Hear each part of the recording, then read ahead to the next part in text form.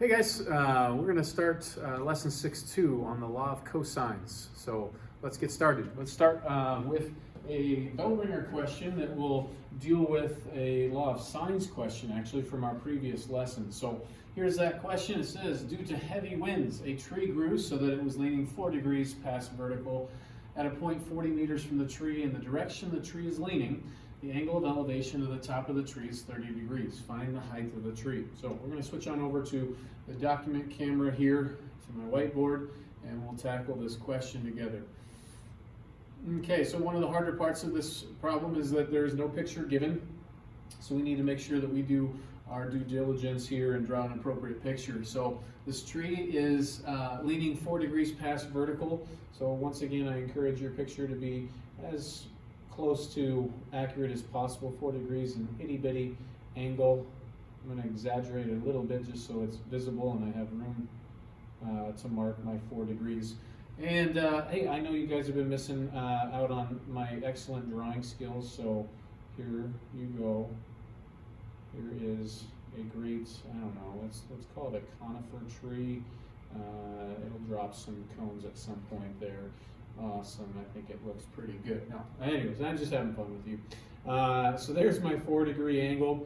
At a point it says 40 meters from the tree in the direction the tree is leaning. So I need to go this direction because it's leaning to the right in my picture. So at a point that's 40 meters out this way, we have an angle of elevation. Again, angle of elevation, angle up from horizontal. Here's my horizontal or horizon line. And then I am going to deal with this angle up.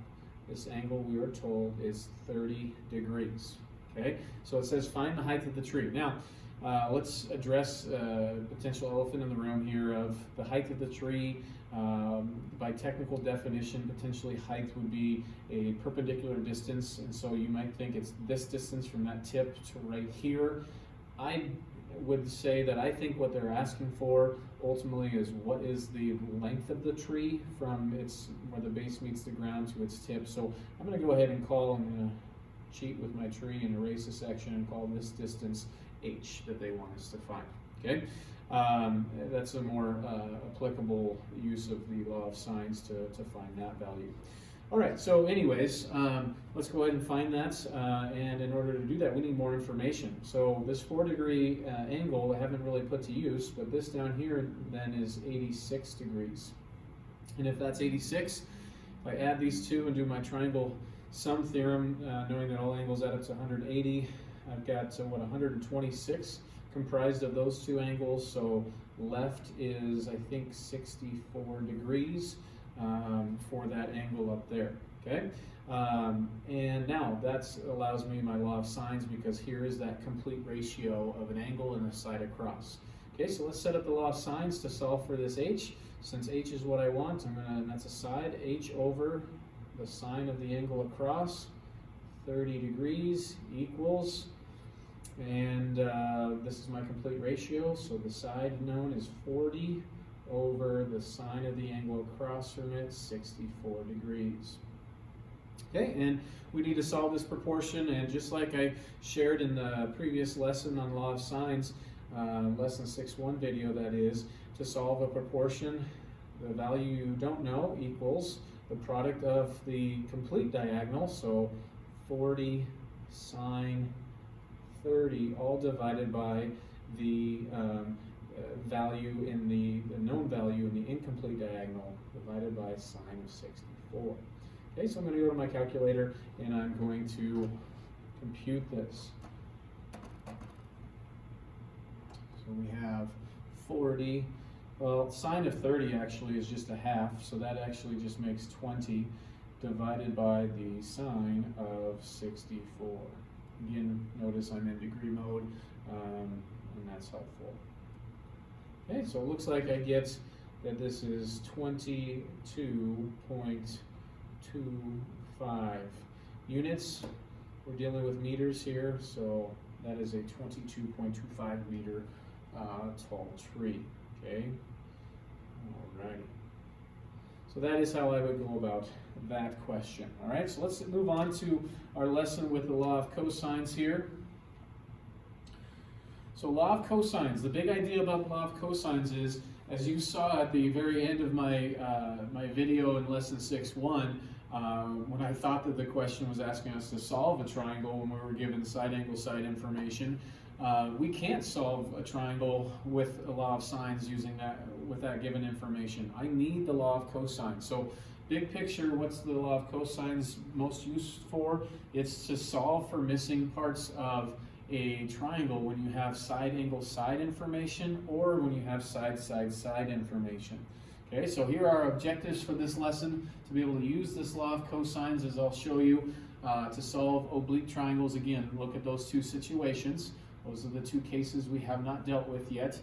And then we'll look at an application question, and then we'll look at, to finish things out, a new area formula, third area formula for finding an area of a triangle. And this is Heron's area formula, which is only good for when we have side side side information about a triangle. Okay? Alrighty, so this is kind of summarizing what we've already said. We still have these two cases, side side side and side angle side, that we have not learned how to solve, and we do this by the law of cosines. So without further ado, there is the law of cosines. Now, there are 6 things that are listed here. You've got 3 that are your standard form and 3 that are your alternative form. I'm not a big fan of committing to memory the alternative form. I've found through the years some students do. The alternative form is really just used to solve for the missing angle. And I personally just would memorize this right here. And it doesn't take but a couple steps, algebraic steps, to solve for cosine A. You just have to subtract these 2 terms away and divide by this negative 2bc, and you've got cosine A all by itself. So for me, those are 2 simple algebraic steps, and so it's not worth my time to try to work to memorize the alternative form. These really should just all be summarized as one. What you can learn from this is A, remember lowercase a representing a side of a triangle. So a side squared equals the sum of the other 2 sides squared minus 2 times the product of those other 2 sides times the cosine of A, which is big A, so that's the angle that's across from this side that you are starting with squared on the left side of the equation. Okay, so if you can kind of memorize the law of cosines as a side squared equals the sum of the other 2 sides squared minus 2 times the product of those 2 sides times the cosine of the angle across, that is basically the law of cosines, and that's kind of how I have it worked out in my own mind. Okay, now before we get to a problem like you just saw there, actually I want to prove the law of cosines for you, because I don't think it's a terribly hard proof to be able to follow. And it's not that, I mean, I expect that you regurgitate this or do this on your own. I just think, why make you believe this law of cosines in faith when I can prove it to you with you right here. Okay, so we're going to use a strategy of a proof called a coordinate proof, where I'm going to place an oblique triangle in the coordinate plane. I've gone ahead and I've decided to let A live at the origin, so its coordinates would be 0, 0. I've got B over here that's also on the positive x-axis, and then C that's just some other point out in the first quadrant there, as labeled x comma y. Now, because C is over here, across from it would be a side of length little c, right? And that's what I've labeled here, and that helps me to define the coordinates for point B. Since B is on the x-axis, its y-coordinate is 0, but its x-coordinate is c now because it represents being c units away horizontally here, okay? And then I've just labeled on this triangle x and y to help you visualize why this is the ordered pair x, y, okay?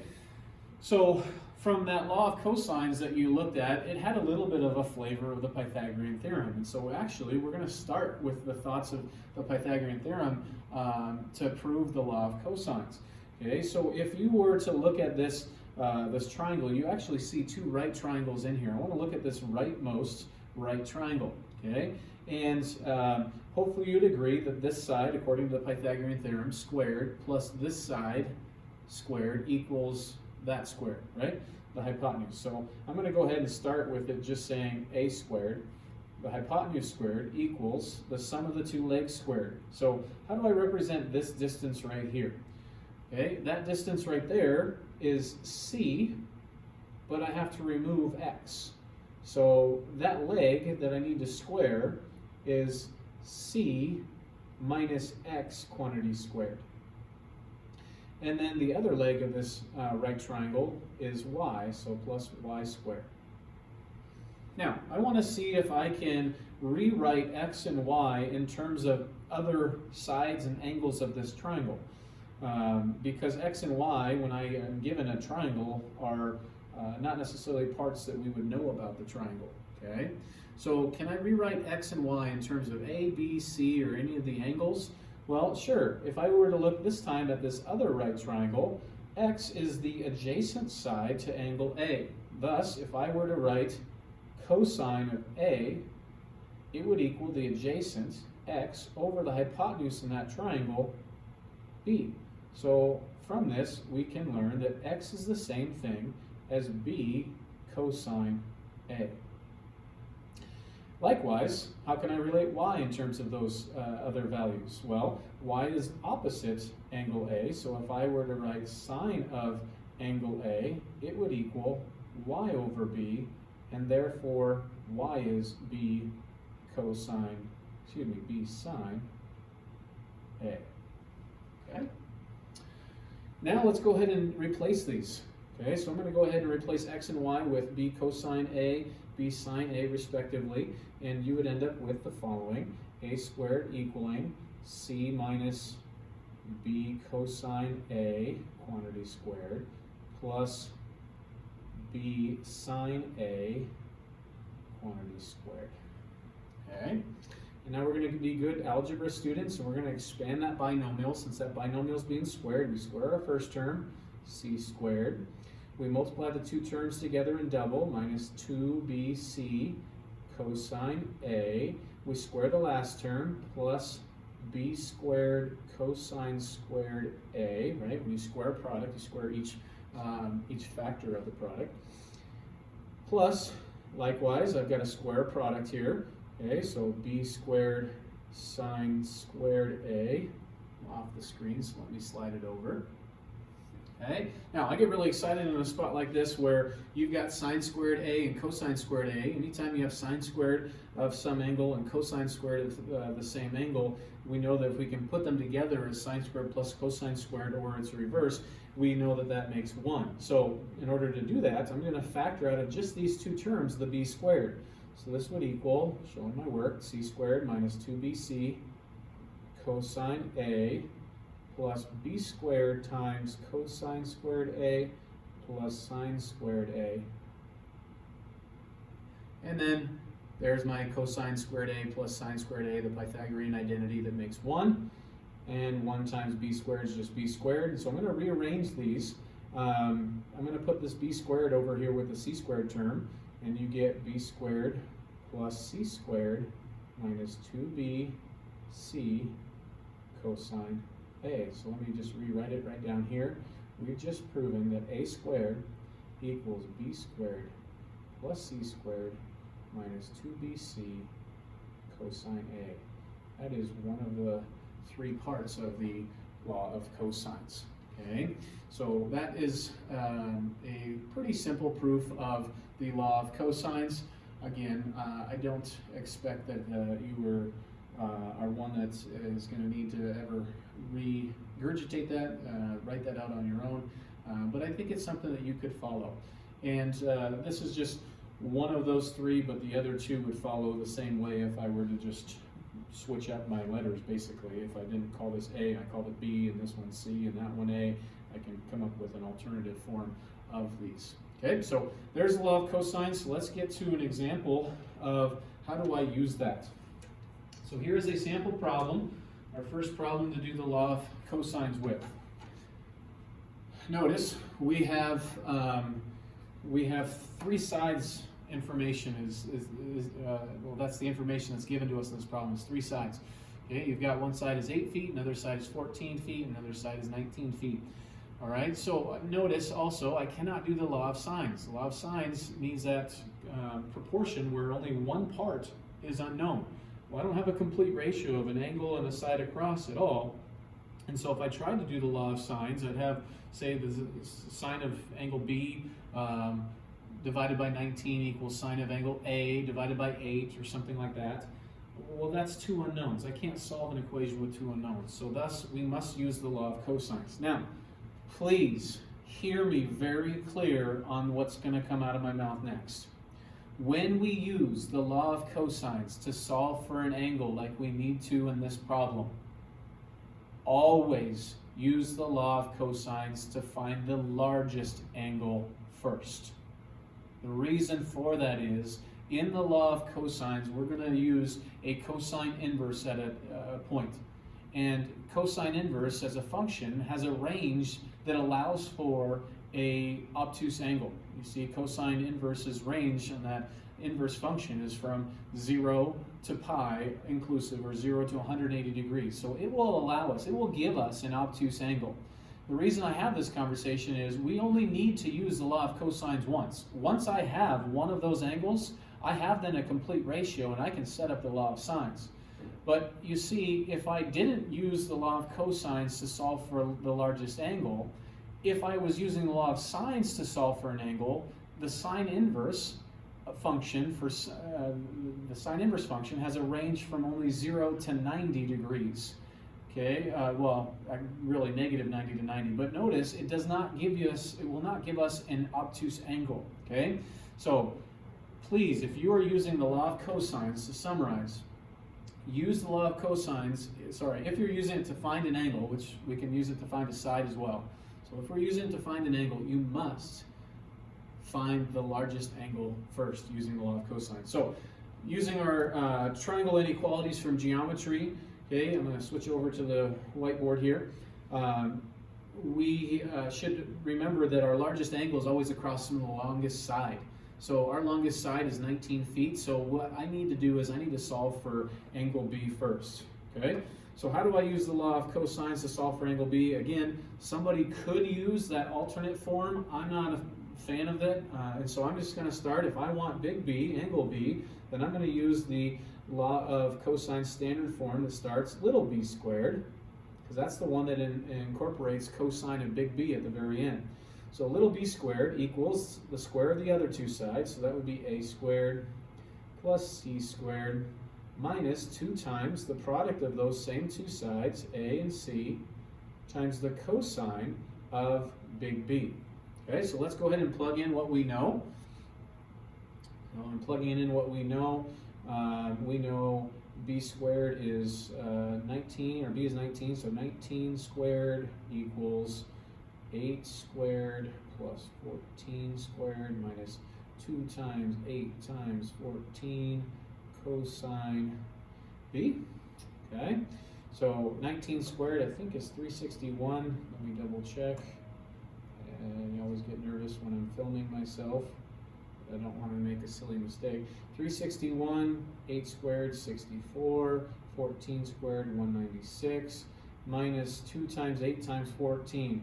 2 times 8 is 16. 16 times 14 is similar to the calculation I just did here of 14 squared. This would be 2 more 14s on top of 14 squared. Well, 2 more 14s is 28, so I just need to add 28 to this.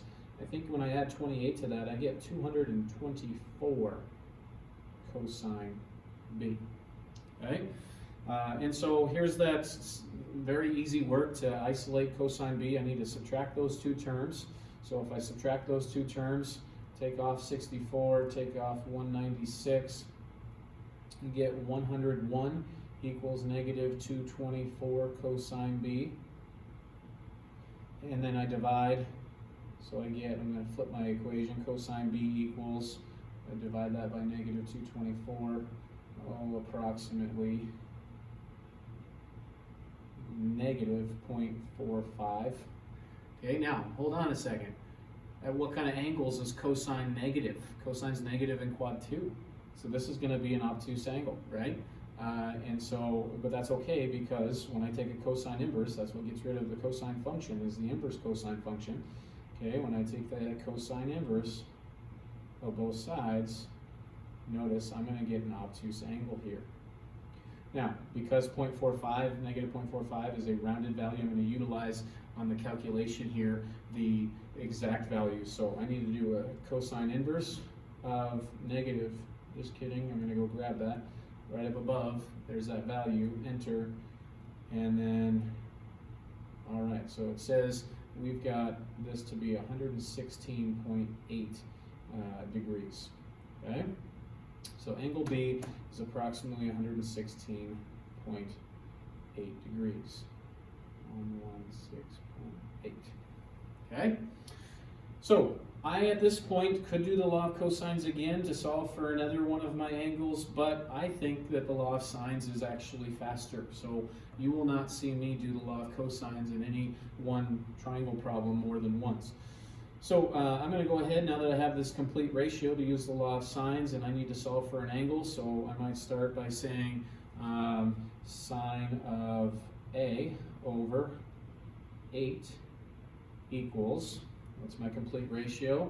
Sine of 116.8 over 19.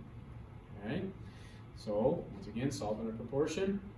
The unknown value, sine A, equals the product of the diagonal that's complete diagonal, 8 sine 116.8 degrees, divided by the known value in the incomplete diagonal.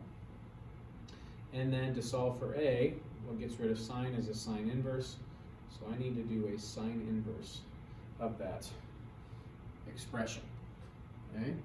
So on my handy dandy calculator here, we will do the sine inverse of 8 times sine. I'm going to go grab that exact value. Okay, there's my 8 times sine of that, divided by 19, close off my parenthesis, and there I have angle A, which is approximately 22.08 would be the appropriate rounding on angle A.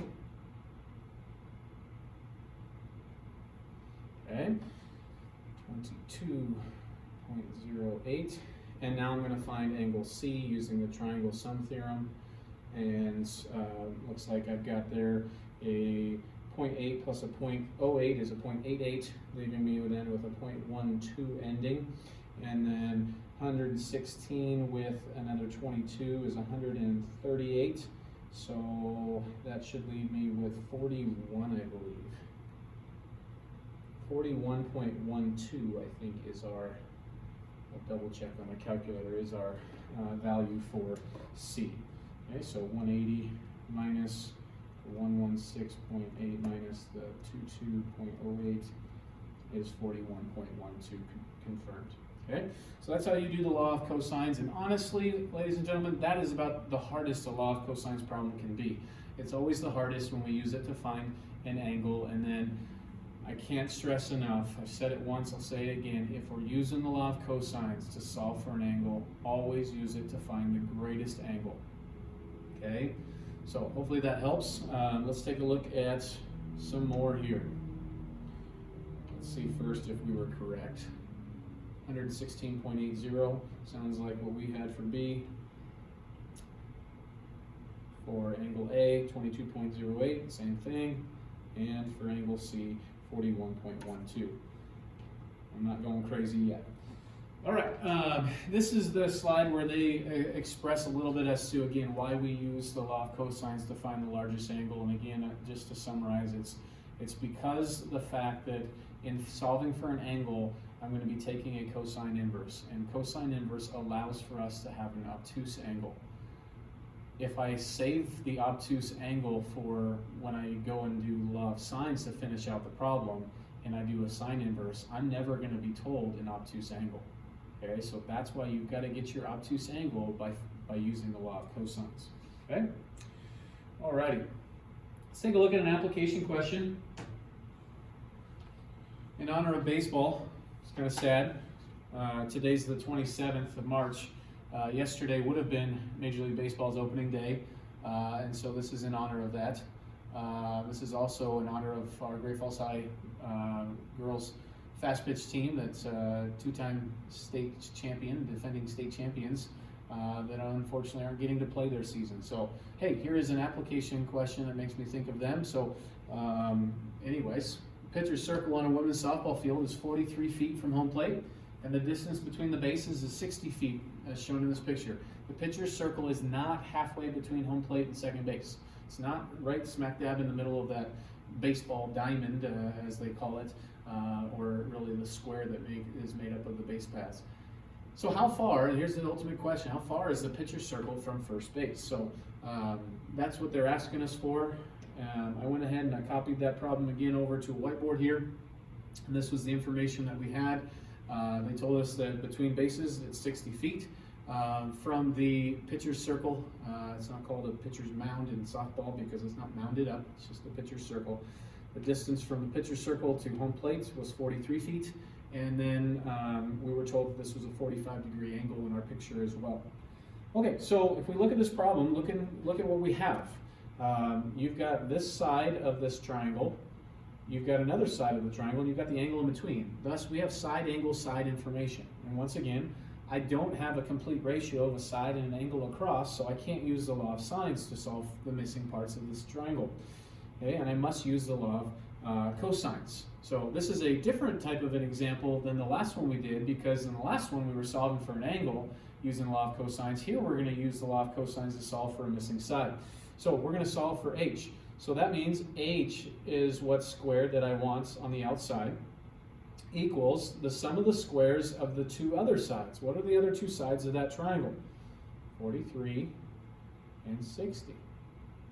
Minus 2 times the product of those same two things times the cosine of the angle that is across from h, which is 45. Now, we do know that to be root 2 over 2, but I'm going to choose to plug into my calculator in a moment cosine 45 because it's faster for me than root 2 over 2, I think. So hopefully you'd agree to solve for h, I just got to get rid of the square, which means I square root. Now, typically when we square root, we include a plus or minus. Hopefully it's obvious to you why I'm not. In this problem, do I want h to be negative? No, right? H is a physical distance from the pitcher's circle, the center of the pitcher's circle, over to first base, and so it cannot be negative, so that negative, due to the context, must be excluded from the problem. All right, so literally this is exactly what I'm going to plug into my calculator. Okay, so watch as I plug this in. I have the square root of 43 squared plus 60 squared minus 2 times 43 times 60 times the cosine of 45. Again, I know that that's root 2 over 2, but it's just easier, I think, to type in that. Okay, and I double check that I typed everything in correctly, which I think I did. Hit enter, and there is our answer. H is approximately 42.43. Now, we were told that those distances were in feet, and so this is in feet as well. Okay, so what I learned from this is, indeed, this is not in the center, but second base and home plate, because the distance to first is a little bit shorter than it is to home plate. So this is sitting a little bit further back behind the center of that square or diamond, if we're talking in the context of baseball. Okay? So hopefully that helps. Again, that's the easy use of the law of cosines, is when you're using it to find a side. A lot faster. Okay, so we've got one last objective to address. Double check that I got it right. There we go, 42.43 feet, same thing that we got together. One other objective to address, and that's the Heron's area formula. So this is now your third area formula that you will have known, okay, or you will know. And so this is the area formula that is used for finding the area of a triangle when you know 3 sides. Okay, so this was named after a Greek mathematician, Heron, and dating back to 100 BC. I'm not going to show you the proof of Heron's area formula. It's a little more lengthy than the one I already showed you, and you've got one in the video, so we'll call it good. But if you're curious, you can look it up and I do think it's something you probably could follow. But here's Heron's area formula. What it says is, given any triangle that has side lengths A, B, and C, okay, the area of the triangle is the square root of the quantity S times the quantity S minus A times S minus B times the quantity S minus C. So then you'd be asking, well, what's S? Well, here's where they define S. S equals A plus B plus C, all divided by 2. The reason S is chosen is because S stands for the semi-perimeter. The word semi starts with the letter S, and that's why we use the letter S here in Heron's area formula. Semi, think about that prefix, it really means half, right? A semi-annual sale, a half a year sale. A semi-circle is a half of a circle. The semi-truck is half of a truck with the trailer being the other half. So semi means half, and that's why we're going to do a half perimeter here for S.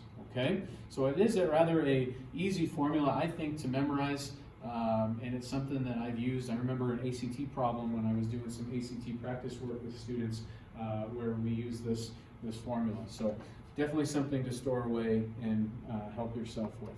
Okay, so here is a application of this. It says find the area of a triangle that has these sides: 43 meters, 53 meters, and 72 meters. So let's do this together. I've got those distances written down here. We could certainly draw a picture of this triangle, but I don't think it's all that necessary. Again, Heron's area formula says this is going to equal the square root of S times S minus A, which here is 43, times S minus 53 times S minus 72. Okay, and then I've got to solve for what is S. S again is the semi-perimeter, so I need to add up 43, 53, and 72 and divide it by 2. And I think we get 84, if I remember correctly. 43 plus 53 plus 72 divide 2, yes, 84 is our semi-perimeter. So before going to the calculator, this is going to be the square root of S. Don't forget that S that's hanging out right there. I think that's one common mistake students can make, is to forget to put the semi-perimeter as the first factor in the radical. Times S take away 43. Well, if I took away 43 from 84, I think we get 41. Take away 53 from 84, and I think we get 31. And take away 72 from 84, and I think we get 12. Okay? So that is what I'm going to plug into my calculator to compute here. And the square root of 84 times 41 times 31 times 12. Enter. And there is our answer, 1,131.8, rounds to the nearest hundredth. It would be 89 units. We're up here in meters, and this is an area that we're finding. So area is always measured in square units, so square meters. There is our area. Okay, so Heron's area formula, I think you're going to find really pretty easy to put to use. But is definitely nice, a lot easier to do that in that situation than try to figure out what is the base and what is the height of this triangle. Okay? All right. Make sure that I was correct and I'm not leading you astray. There's that 1,131.89 square meters. All right, so there's a nice summary slide of then your 3 different area formulas, the one that you came into this class knowing from well, really middle school, 1/2 base times height. That works really nicely for just right triangles. Then for any oblique triangle where you know side angle side information, and it's 1/2 the product of the 2 sides times the sine of the angle in between. That was in our last lesson, and it's lesson 6.1. And then today, here in this lesson, Heron's area formula that we just addressed. Okay, so those are your tools in your toolbox for finding areas of triangles. All right, so let's close with an exit ticket. Again, obviously you're not doing it like you would normally in my class, but here's just an opportunity for a few more practice problems before we shut this video down, and hopefully they serve as a help for you. And again, as I keep telling you in these videos, this would be a great time to pause the video and try this on your own. That would be a good use of your time. Okay, so let me switch on over. First question is asking us to solve the triangle. We are given an angle, 120 degrees, and two sides. Okay, so right off the bat, you might think this is the ambiguous case, but if you notice, I don't have a side across. This is really side angle side information, okay, not angle side side. So I'm going to go ahead and draw my picture. I want to try to draw a 120 degree angle as best as I can, so we'll call that 120 degrees at angle A. And then these two legs are where the 6 and 7 have to go. It looks like this one's a little bit longer, so I'm going to call that 7 and this 6. There's my triangle then, and then finish labeling. 7 was C, so that's across from it is big C, and then this would be big B, and then we have a little a. So those are the three values that we need to go find. Once again, I've got to use the law of cosines here because I don't have a complete ratio. Across from the 120 degree angle, I don't have the side. Across from the 7 side, I don't have the angle. Across from the side at 6, I don't have the angle, so I have to use the law of cosines. And specifically with law of cosines, I have to find little a first. Okay, so this is where we'd say a squared equals, again, the square of the two other sides, so 6 squared plus 7 squared minus 2 times the product of those two sides, 6 and 7, cosine of the angle across from little a is big A. Okay, and I know big A. Big A is 120 degrees. So in the place of that, I'm going to put 120 degrees. Okay, and then a squared equals that, so a is just the square root of all of this. Okay, so I'm actually just going to go right to my calculator and just plug in that entire expression here. Okay, get back onto the screen here. Okay, so this is going to be the square root of 6 squared. Well, most of you probably know that's 36. Plus 7 squared, 49. Minus, let's see here, 12 times 7, I think that's 84. Minus 84 cosine of 120. Yeah, we could compute cosine 120 as an exact value, but I'm just going to write it here as is. Okay? So, and it tells us that this is 11.27. Always important to check for reasonableness. Again, 120 is an obtuse angle. There can only be one obtuse angle in a triangle, and so we know that this is the largest angle, thus this has to be the longest side, and surely it's the longest side. Okay, so good. So we got that part. Now I can do, again, law of cosines really only needs to be used once on any triangle problem. So I'm going to now have a complete ratio right here, and thus I'm going to use the law of sines. So let's use the law of sines to find b next. So we'll say sine of b over the side across 6 equals my complete ratio. So this would be sine of 120 over the 11.27, keeping in mind, once again, that was a rounded value that I'm going to have to use the exact value for. Okay, so once again, solving a proportion, sine of b is our unknown. It will equal the product of the complete diagonal, 6 sine of 120, divided by the known value in the incomplete. Okay, and to solve for b, not sine b, I have to get rid of sine by using its inverse function, inverse sine. So b equals the sine inverse of that, or approximately, as I go to the calculator. Here we go. Oh, the sine inverse, seconds. Sine inverse of what? 6 sine 120 divided by, I'm not going to type it in, I'm going to go grab it. Here it is. Divided by that. And there we go. And that tells me 27.46 degrees is B. Okay, so this is 27.46. All right. Then I'm left with the triangle sum theorem to find our third angle here, angle C. I've got 120 and 27.46, so together they make 147.46. So if I were to take that off of 180, I think I get 32.54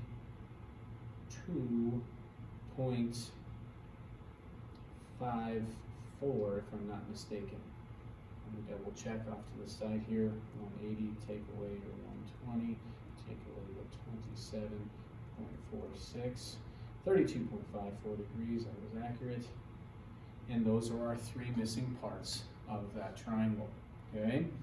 So that's once again another sample problem of using law of cosines and then also law of sines in the same problem, okay? Now, let's take a look at one last problem before we call it a day, and that is using Heron's area formula.